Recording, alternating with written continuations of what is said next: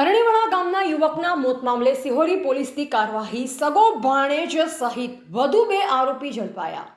કળિયુગનો ભાણો મામાનું કાસળ કાઢવામાં નીકળ્યો. કાંકરેજ તાલુકાના અરણીવાડા ગામના યુવક ચંદુ ઉર્ફે રાહુલસિંહને પૈસાની લેતી દેતી બાબતે થયેલ મોતના ચકચારી મામલે સિહોરી પોલીસે વધુ 2 આરોપીઓને ઝડપી પાડ્યા છે. પોલીસ તપાસમાં ચોંકાવનારો ખુલાસો થયો છે કે આ ગુનામાં મૃતકનો સગો ભાણેજ સામેલ હતો.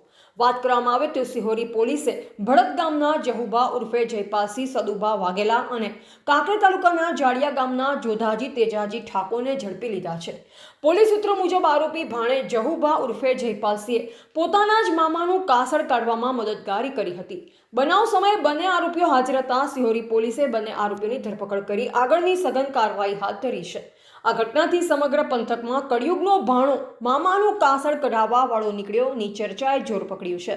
એવા રામજીભાઈ રાયગોર, બનાસકાંઠા.